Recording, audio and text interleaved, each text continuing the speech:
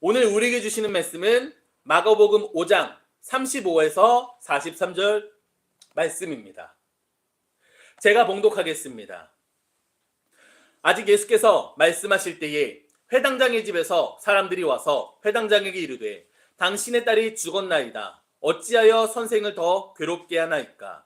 예수께서 그 하는 말을 곁에서 들으시고 회당장에게 이르시되 두려워하지 말라 믿기만 하라 하시고 베드로와 야고보의 형제 요한 외에 아무도 따라옴을 허락하지 아니하시고 회당장의 집에 함께 가사 떠드는 것과 사람들이 울며 심히 통곡함을 보시고 들어가서 그들에게 이르시되 너희가 어찌하여 떠들며 우느냐? 이 아이가 죽은 것이 아니라 잔다 하시니 그들이 비웃더라. 예수께서 그들을 다 내보내신 후에 아이의 부모와 또 자기와 함께한 자들을 데리시고 아이 있는 곳에 들어가사 그 아이의 손을 잡고 이르시되 달리다고 마시니 번역하면 곧 내가 너에게 말하노니 소녀여 일어나라 하심이라. 소녀가 곧 일어나서 걸으니 나이가 12살이라.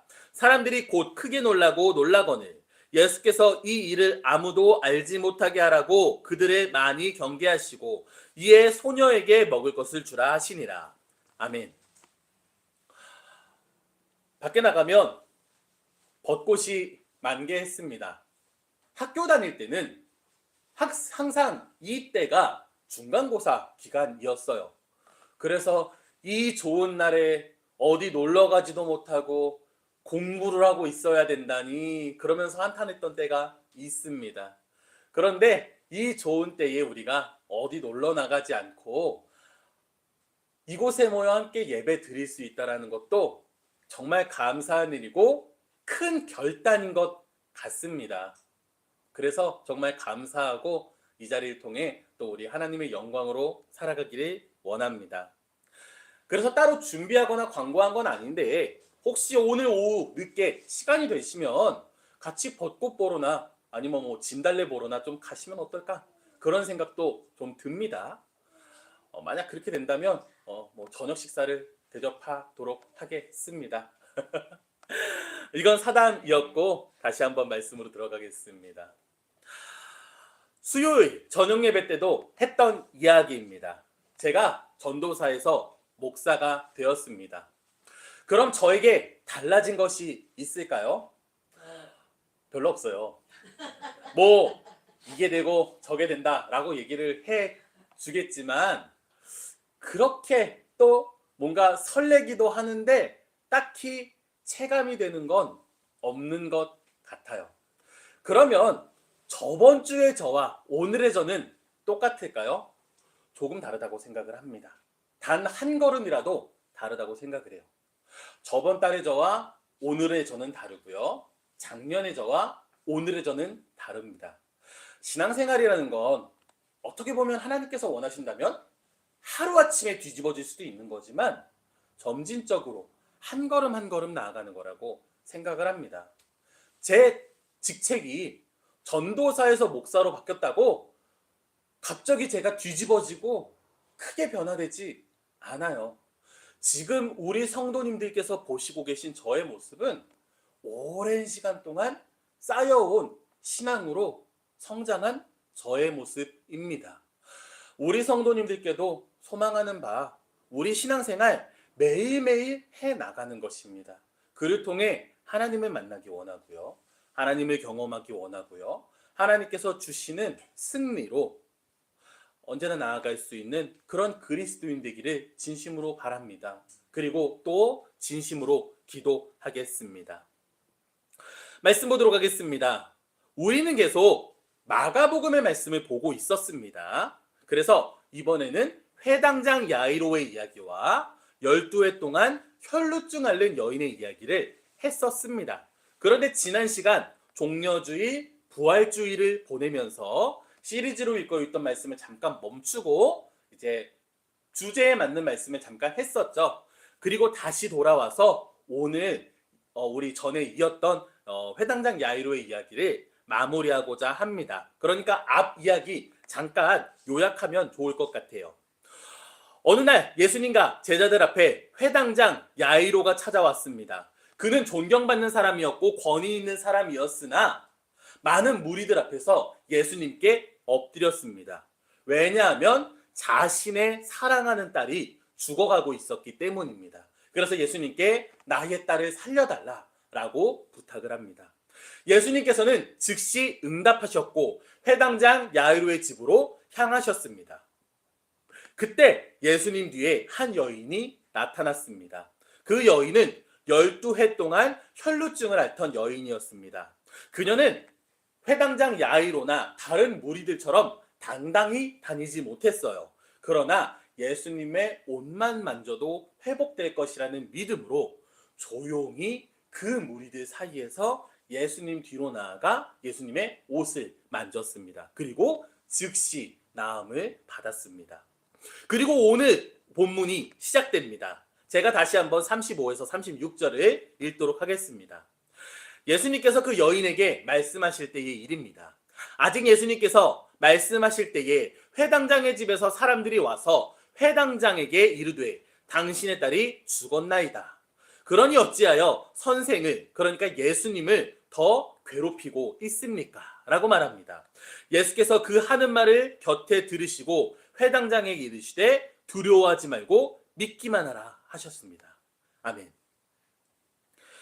예수님께서는 회당장 야이로의 집으로 향하시다 말고 혈루증 앓는 여인의 아픔을 회복해 주셨습니다. 그리고 그 여인에게 말을 걸고 있습니다. 그때 회당장 야이로의 집에서 사람들이 찾아온 거예요. 이미 늦었다. 더 이상 예수님을 괴롭힐 필요가 없다. 예수님 부를 필요가 없다. 회당장 야이로 너의 딸이 죽었다라는 겁니다. 이 말을 들은 회당장 야이로는 어떤 마음이었을까요? 여러 가지가 있을 것 같아요. 단순히 딸을 잃은 슬픔, 아니면 예수님께서 조금만 더 서두르셨다면 괜찮지 않았을까? 라는 생각도 했을 거고요. 또는 예수님께 원망을 돌릴 수 없으니 예수님의 발걸음을 멈추게 한 그 12의 혈루증 앓았던 여인에 대한 원망이 있었을지도 모르겠습니다.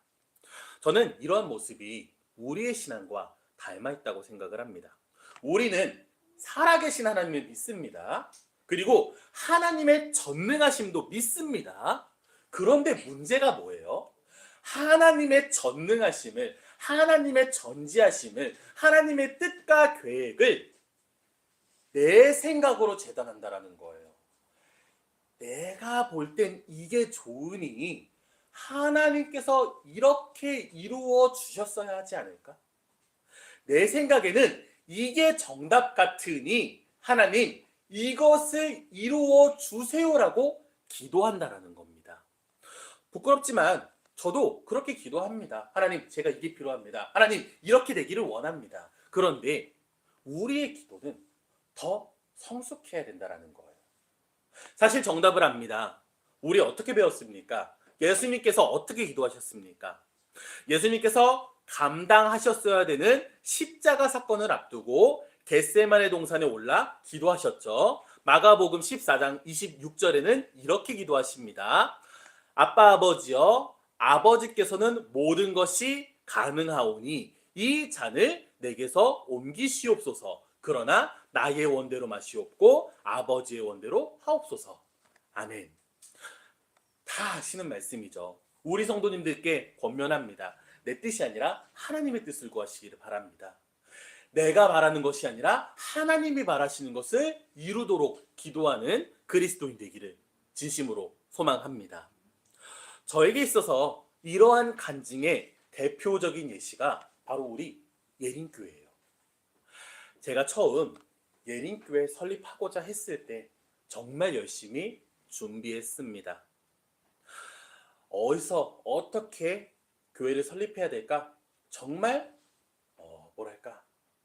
급하게 뛰어다녔어요. 가깝게는 김포, 시흥도 알아봤었고요. 멀게는 서산, 세종, 그리고 저기 경상도까지 다 알아봤었습니다. 직접 찾아가서 만나고 미팅하고 그러면서 예린교회 설립을 준비했었어요. 그때 저에게 있어서 가장 현실적이고 제 생각에 가장 이상적이라고 생각했던 곳이 어딘 줄 아세요? 세종이에요, 세종. 그래서 그곳에 있는 이제 후임자를 찾는 교회를 컨택해서 같이 미팅했었고 거기로 이사 가고 거기서 사역할 준비를 했었어요. 그리고 나서 기도원에 갔습니다. 기도원에 가서 정말 열심히 기도를 했었겠죠.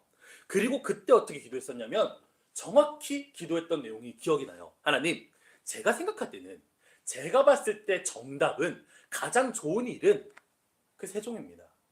저는 그렇게 생각을 합니다. 그런데 분명 하나님의 더 위대한 뜻이 있을 거라고 믿으니 그렇게 되기를 바랍니다. 라고 기도를 했었어요. 그리고 나서 세종이 안 됐어요. 어떻게 생각했을까요? 그때 참 많은 생각을 했었는데 결과적으로 지금 이 자리에 우리 예린교회 공동체가 서 있죠. 지금 생각해보면 이게 더 좋은 일이에요.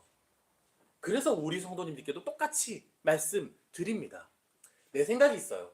내 뜻이 있습니다. 그리고 당연히 우리는 준비해야 되고 계획해야 됩니다. 이거 중요한 일이에요. 계산도 해봐야 되고요. 뭔가 준비해서 쌓아봐야 되고요. 따져봐야 되고 이건 되게 중요한 일이에요. 그러나 그것보다 더 위대한, 더 깊은, 더 넓은 하나님의 뜻을 항상 인정하시기 바라고요. 그것을 위해 기도하고 나아갈 수 있는 우리 예린교회 성도님들 되기를 소망합니다. 회당장 야이로의 딸이 죽었습니다. 그는 절망했습니다. 그렇다면 그가 당장 해야 될 것이 무엇이겠습니까? 모르겠어요. 뭘 해야 될지 모르겠습니다. 그런데 예수님께서 그들의 이야기를 들으시며 말씀해 주셨죠. 두려워하지 말고 믿기만 하라. 다음 본문 보도록 하겠습니다. 37절입니다. 제가 다시 한번 읽겠습니다. 베드로와 야고보의 형제 요한 외에 아무도 따라옴을 허락하지 아니하셨다. 아멘. 여기서 이 연결되는 이야기지만 이 구절에서 몇 가지 이야기를 좀 해봤으면 좋겠습니다. 첫째, 왜 예수님께서는 베드로, 야고보, 요한만을 데리고 가셨을까? 성경에 보면 이 셋만 데리고 다니시는 경우가 종종 있습니다. 여러 가지 신학적 이유가 있지만 아마 이들을 더 특별히 대우하셨던 것 같아요. 먼저 그래서 이런 권면을 드리고 싶습니다. 예수님은 제자들이 있었습니다. 그 중에서도 특별히 12를 뽑으셨습니다. 그런데 그 중에서도 특별히 이 3명을 세우셨습니다. 그리고 이 3명은 예수님과 함께 하면서 정말 특별한 경험들을 많이 하거든요. 그런 사람들이 우리가 되었으면 좋겠어요. 아시잖아요. 세상에서도 노력하는 만큼 성취하게 됩니다. 하나님께서는 우리 모두를 사랑하시고 우리 모두를 공평하게 대해 주실 수도 있으나 우리가 더 하나님께로 나아갈 때 더 많은 것을 하나님의 더 큰 영광을 경험하게 되는 것 같습니다. 언제나 신앙생활에 있어서 힘내고 나아가는 우리 되기를 소망합니다. 또 하나가 있습니다. 거꾸로 왜 이 3명만 특별 대우하고 다른 사람들은 다 따라오지 못하게 했을까? 왜 다른 사람들을 쉽게 말해서 소외시켰을까? 저는 이렇게 되면 서운할 것 같거든요. 이에 대해서도 여러 가지 이유가 있지만 그중 오늘 말씀드리고 싶은 것 딱 한 가지는 다른 사람들에 대한 배려라는 거예요. 우리 그런 거 아시죠? 어떤 연예인이나 일반인이 TV 프로그램에 나와서 뭐 자기 집을 소개한다거나 자기의 특별한 공간을 소개하면 순식간에 거기가 관광지가 되어버립니다.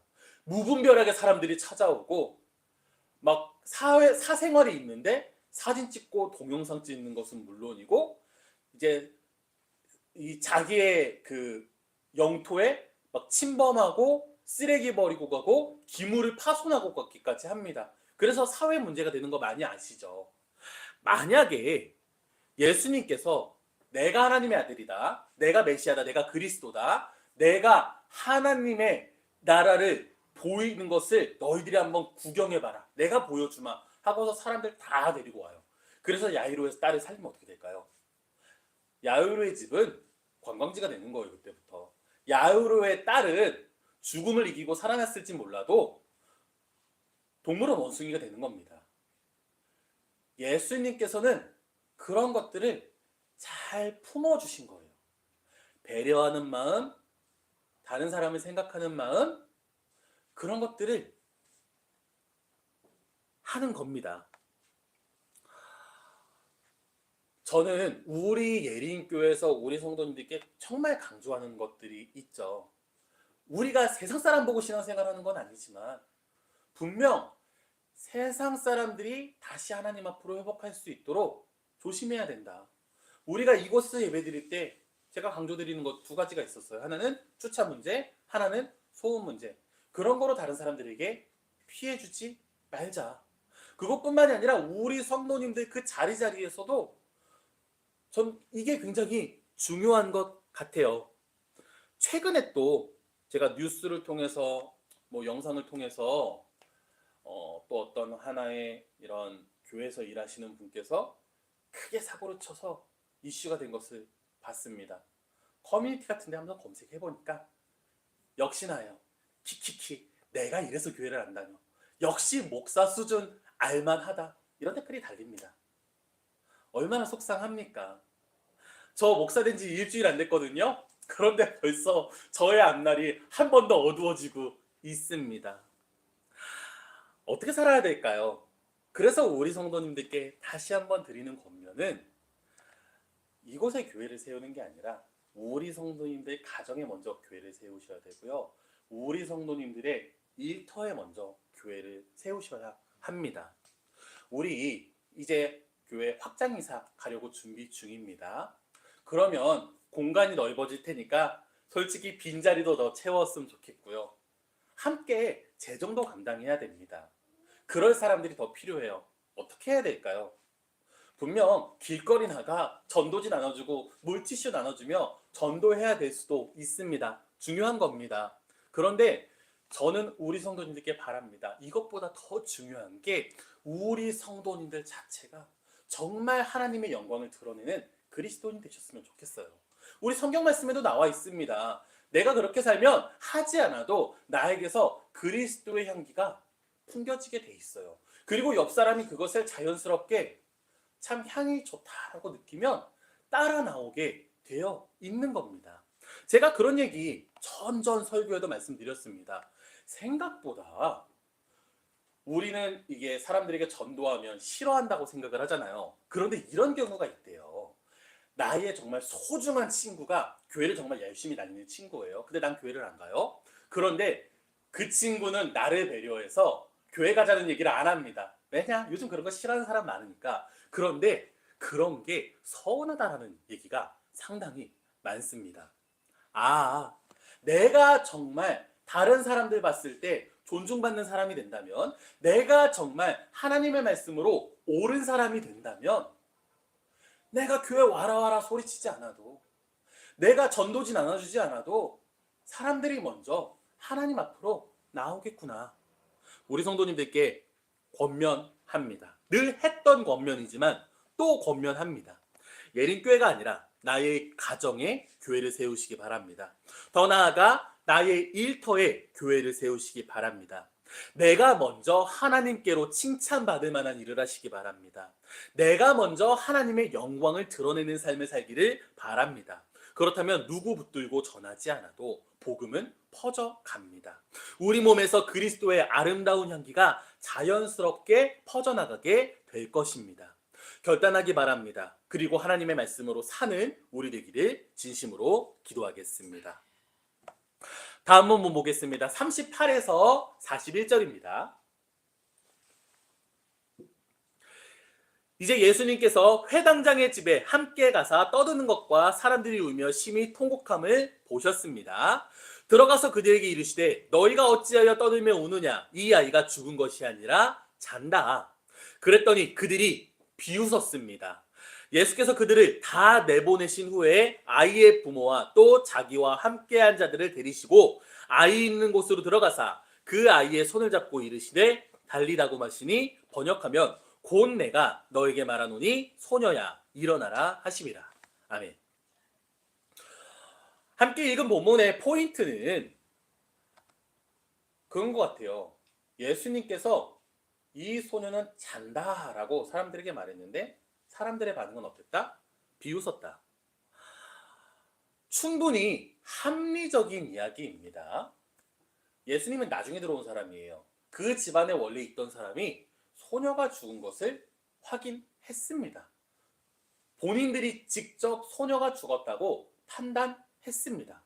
오늘날 우리도 누군가 돌아가시면은 그것에 관련된 의료 종사자들이 와서 철저하게 검증을 하고요. 최종적으로 의사 선생님이 사망 확정 판결을 내리시죠.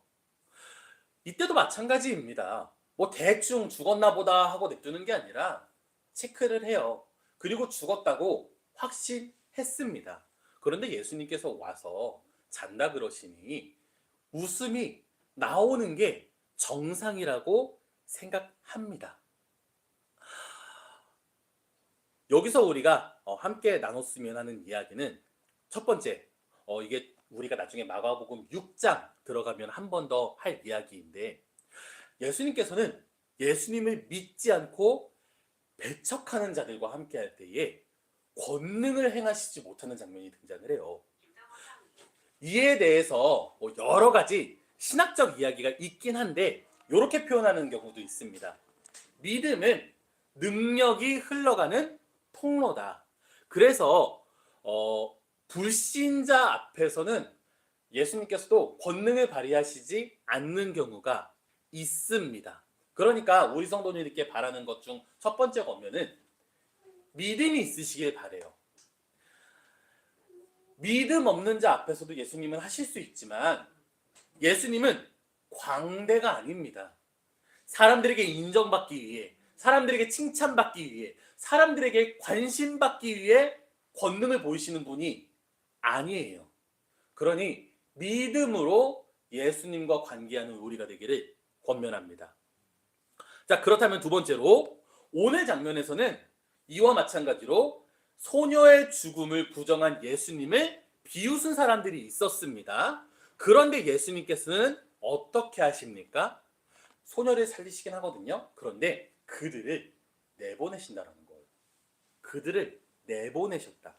그리고 그 아이의 부모와 자기가 택한 제자들만 보는 자리에서 그 소녀의 손을 잡고 소녀야 일어나라 라고 말하셨다라는 겁니다. 다시 한번 우리 성도님께 권면합니다. 믿음으로 살기 바랍니다. 그것이 바로 그리스도인의 덕목입니다. 두 번째, 예수님께서 소녀를 일으키시기 전 아이의 부모 그리고 선택한 제자들 빼고는 다 내보내셨습니다. 즉 예수님을 비웃은 이들은 예수님의 기적을, 예수님의 권능을 목격할 자격을 잃은 것입니다. 우리에겐 기회가 주어집니다. 우리에겐 분명 하나님의 사랑과 은혜가 주어집니다. 그런데 우리가 먼저 그것을 불신하고 거부하고 외면하면 그것은 우리에게 도달하지 못합니다.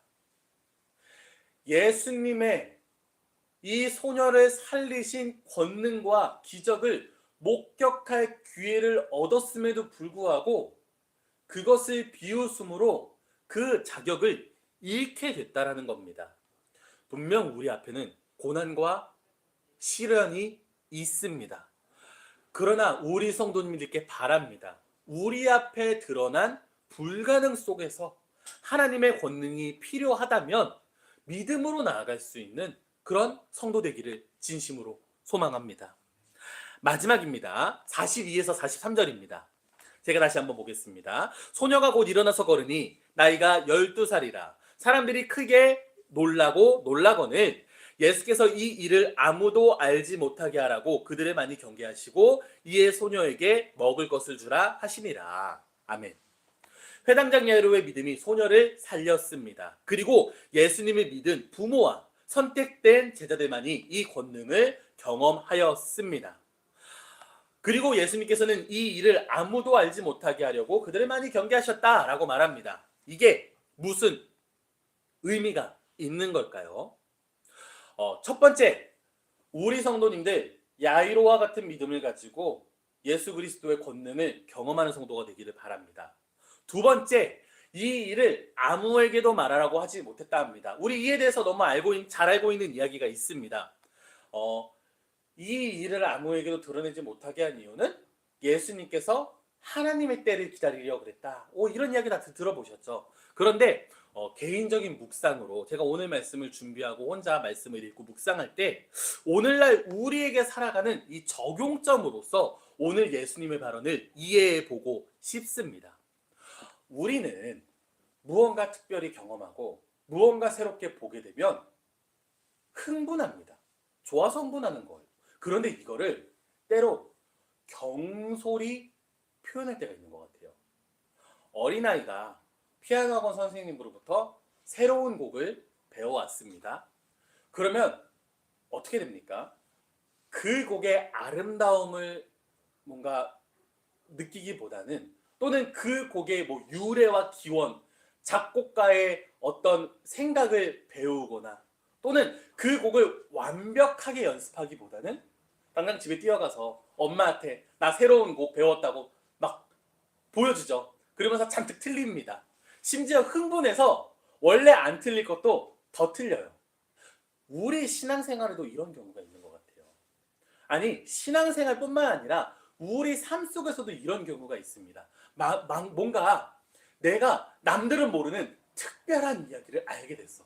그럼 얘들아 모여봐. 그러면서 막 얘기해주기 바쁩니다. 뭔가 내가 특별한 걸 알고 있다고 자랑하기 바쁩니다. 신앙생활에 있어서도 내가 무언가 하나님의 특별한 은혜를 받았을 때 그것에 대한 감사보다는 그것에 대한 어떤 묵상보다는 하나님의 뜻을 생각하기보다는 그리고 이것을 통해 어떻게 우리가 하나님의 나라를 드러낼까 보다는 이거 봐.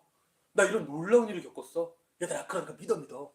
이런 식이 되는 경우가 정말 많은 것 같아요. 다시 본문을 보면은 사람들이 소녀가 일어나는 것을 보고 놀라고 놀랐다라고 되어 있습니다. 놀란 거예요. 정말 특별한 일이 일어났으니까. 그런데 이것이 나의 영성으로 이어지냐는 다른 이야기입니다.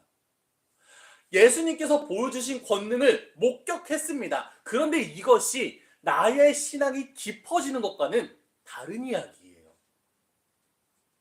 우리는 자꾸 나가서 얘들아 이것 봐, 예수님이 죽은 사람을 살렸어 라고 소문내기 바쁩니다. 어떻게 보면은 그것이 내가 이런 것을 특별히 목격했다라는 자랑이 되기에 바쁠 수도 있어요. 그런데 그런 게 아니라 예수님께서 이 소녀를 일으키신 이유가 무엇이고 이 안에는 무엇이 담겨 있는지를 묵상할 때라는 겁니다. 우리 성도님들 앞으로 평생 신앙생활 하시면서 더욱더 하나님을 경험하시기 바랍니다. 그런데 그것이 단순히 경험한 것으로 끝나면 안 되고요. 내가 경험했으니 너네도 믿어라 라는 그런 전달로 끝나면 안 됩니다. 그것이 정말 내 깊은 가슴 속으로 들어와서 그것을 통해 내가 살아내야 되는 거예요. 살아내야 되는 거. 우리가 매주 수요일 저녁마다 로마서 말씀을 하고 있습니다. 그런데 저는 이제서야 사도 바울이 그 로마서를 통해 무슨 말을 하고 싶은지 이제서 이해가 됩니다. 예전에는 그 말씀을 읽을 때 그래 이게 믿음이지, 아 그래 이게 예수님이지, 아 신앙생활은 이렇게 하는 거지, 단순히 그렇게 생각하고 끝났어요. 그런데 이제는 그게 아니라 왜 사도 바울이 로마서에 그렇게 썼는지를 알겠어요. 왜 사도 바울이 그 로마서에 너네들은 육으로 살지 말고 영으로 살아라, 너네들은 예수 그리스도를 믿어야 된다, 왜 그렇게 썼는지를 이제 이해가 됩니다. 왜 사도 바울이 무슨 경험을 하고 어떤 생각을 했기 때문에 그런 글을 썼는지가 이해가 된다라는 거예요. 우리 성도님께도 바랍니다. 성경을 읽으실 때 그리고 또 신앙생활을 하시면서 하나님을 경험하실 때에 내게 다가오신 그 하나님의 그 감동과 감격을 충분히 누리시기를 바랍니다. 그게 오늘날 우리가 해야 될 일 같아요. 하나님의 그 능력을 당장 길거리 나가서 전달하는 게 아니라 지금은 우리 예수님께서 보여주신 그것을 우리가 충분히 공감하고 내가 누리는 시간이 필요한 것 같습니다. 내게 허락된 은혜를 가지고 우리에게 주어진 이 땅에서 거룩히 살아가는 그리스도인 되기를 소망합니다. 마무리하겠습니다. 꽤 오래 걸렸던 것 같아요. 계속 우리 회당장 야이로의 이야기, 그리고 혈루증 앓던 여인의 이야기를 하고 이제 마무리하였습니다.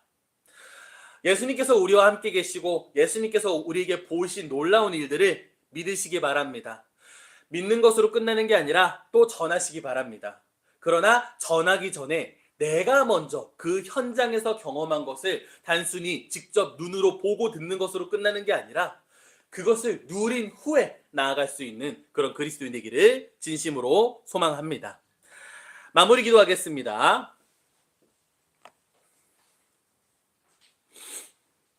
우리를 사랑하셔서 하나님을 드러내어 보이신 하나님, 오늘도 우리가 예수님을 만납니다. 그리고 예수님의 권능을 목격하였습니다. 우리 믿음으로 나아가는 그리스도인 되게 하여 주옵소서. 그리고 그 믿음을, 그 목격을 충분히 누리는 그리스도인 되게 하여 주옵소서. 그리고 나아가 예수 그리스도에 대해 전하는 우리 되게 하여 주옵소서. 이번 한 주간을 살아갈 때에도 하나님과 함께하기를 원합니다. 하나님의 능력으로 승리하는 우리 되게 하여 주옵소서.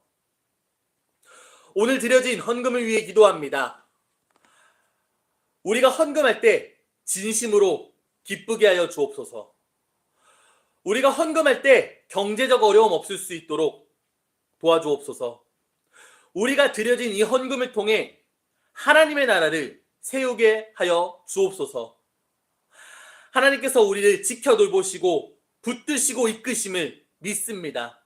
함께 하시고 우리가 언제나 하나님을 신뢰함으로 살아가게 허락하여 주옵소서. 예수 그리스도 이름으로 기도합니다. 아멘.